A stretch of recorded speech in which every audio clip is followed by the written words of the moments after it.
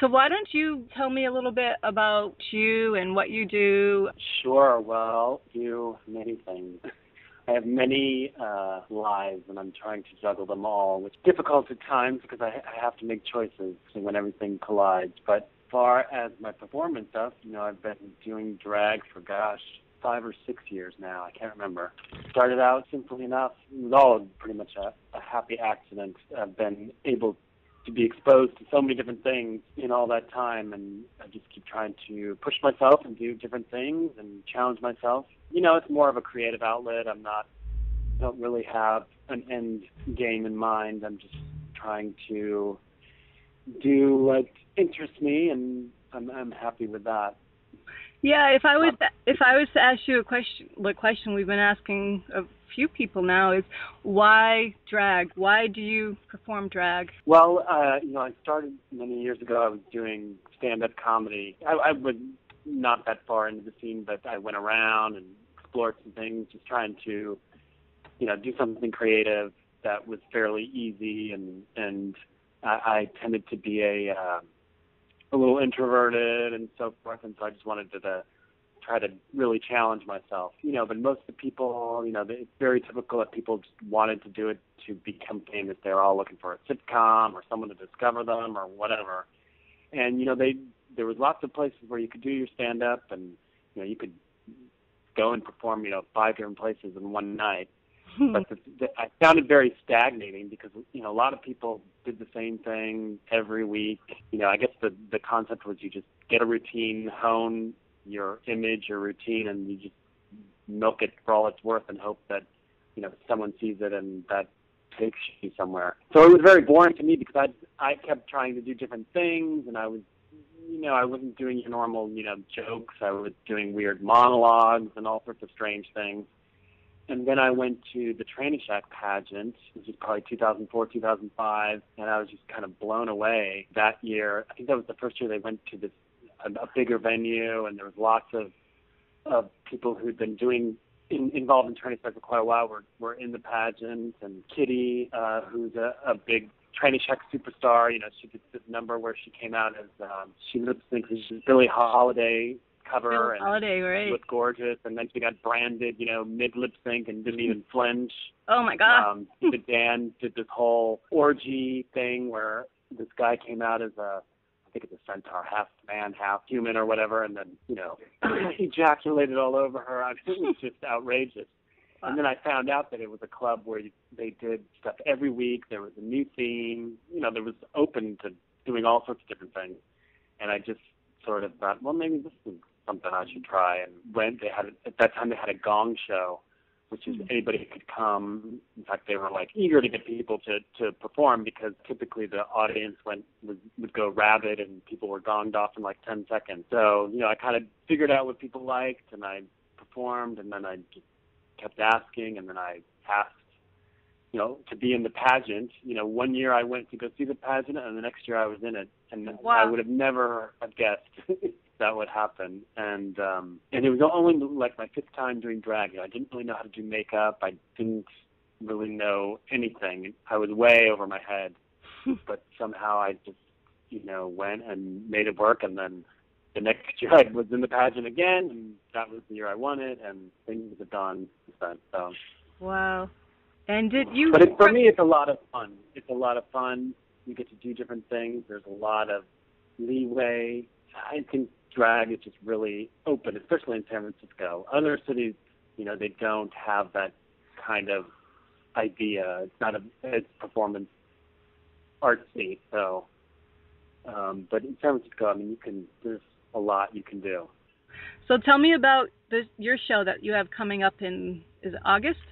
Yeah, in August we are remounting a show I did at the Fringe Festival in San Francisco in 2009 called The Unbearable Lightness of Raya. I just kind of stole my name, my drag name, for the show. It doesn't really have anything to do with me. But it's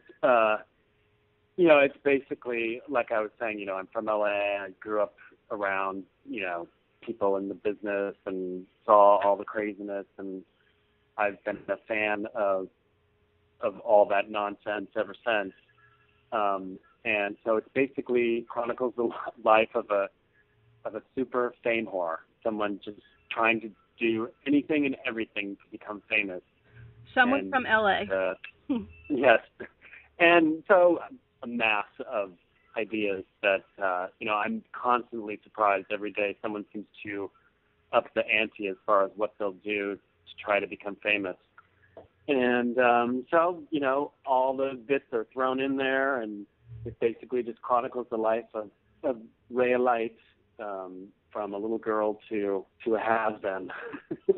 Very sarcastic, basically skewers everything that people are doing these days to try to become famous. Mm-hmm. And like I said, we did it in 2009, and this is the 2011 remix, because a lot of it happened between 2009 and now. We've totally rewritten it, restaging it, so I'm really excited to do it again. Yeah, and is anyone joining you in that show? Oh yeah. It's not a one-woman show. It's I think there's a whole cast of people involved in it.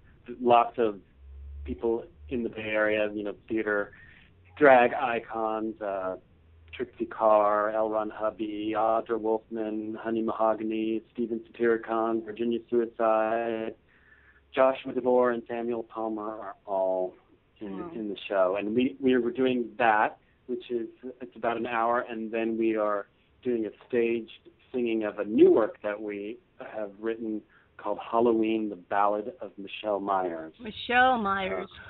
Yes, not Michael Myers, but not Michelle Myers. And that came out of, created this drag number based on a tranny version of Michael Myers. And so that kind of stuck in my head, and we came up with this idea. And it's a twisted take on horror, everything we love about horror movies and television shows and everything. And so we're going to do a staged singing of it, because it's a musical too, and do various different numbers from the show, and it's all narrated by Joshua Grinnell, who is Peaches Christ. Peaches Christ, right. So, yes. You'll actually be singing in that one. Yes, well, Unbearable Lightness is also a musical as well, because you can't, Hollywood is all about the musicals, especially with Glee. Right. Very topical. Yeah. But, so we're really excited for both of them. And then we have the stage singing in August, and then we're going to do it again in October at Counterpulse, is where we're doing both of those shows. Both of those shows. And the October one will be a full production of the Halloween show. So we're looking forward to it. Mm-hmm. And yes, it's August 5th through 7th, 8 p.m., counterpulse.org. You can find all sorts of information about this show, and it's part of a summer special series that they're doing at Counterpulse. And so there's lots of different shows, and several of them are drag shows, so anybody who's a fan of drag should check them out. Mm-hmm. And you're doing a couple of Tranny Shack appearances in July? Yes. Next week is Kylie Minogue night.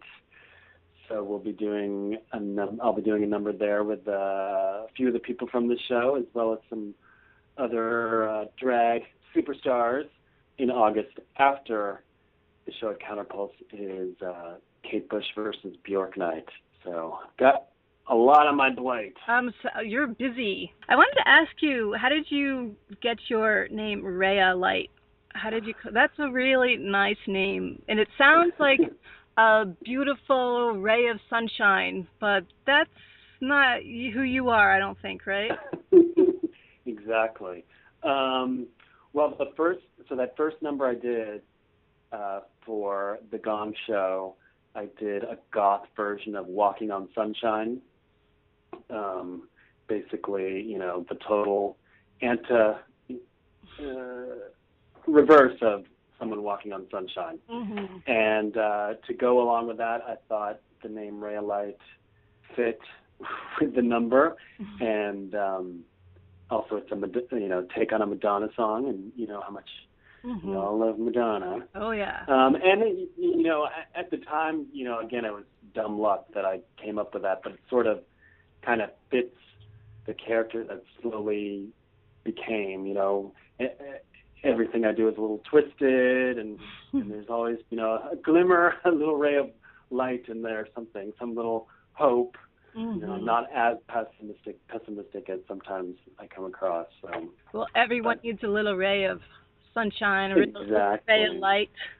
So, and you mentioned Jose Guzman Colon was teaching you how to put on your makeup, to do your makeup, and a little bit more than that? Yeah, so, like I said, I started pretty much not knowing anything. And so I just kind of came in not knowing anyone, not knowing the whole unwritten rules for what they are.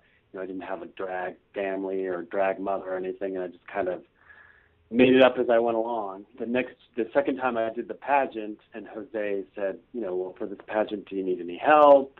How about some help with your makeup? And I was like, oh, what? And he says, no, I think you might need some help.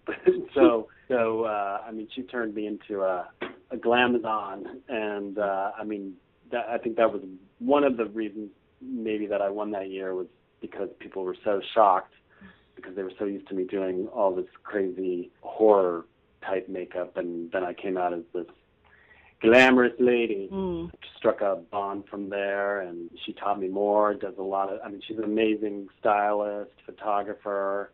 She's very inspiring. So we've been collaborating ever since. She's considered my drag mother, which and for me it's been a slow transition where everything, all my lives, sort of come together.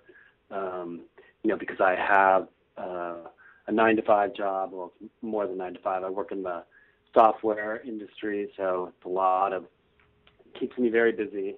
Yeah. And then I'm also a somewhat competitive athlete. I play tennis, and I compete quite often throughout the year. I play national events in my age group, and then I play also gay events, and I've even, I compete at a high level, and I've had opportunities to represent the U.S. in world championship type tournaments. So, what is that like when you are playing tennis in that kind of a field?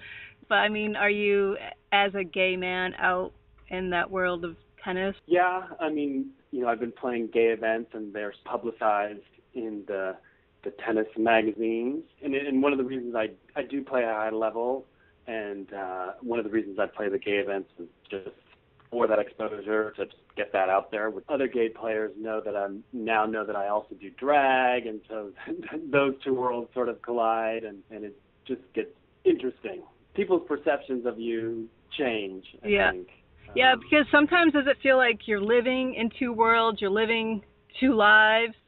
It can be very confusing when I'm, sending a work email. If I don't really think hard enough, I can sign it with the wrong name, say some inappropriate language, perhaps. And do you feel like your personalities are very different when you're Raya than when you're Curtis? Yeah, definitely.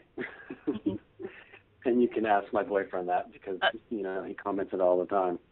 But yeah, I think anyone, you put on makeup, you become something. It does something to you, which is sort of the whole point of it, and that's what that's what acting is all about.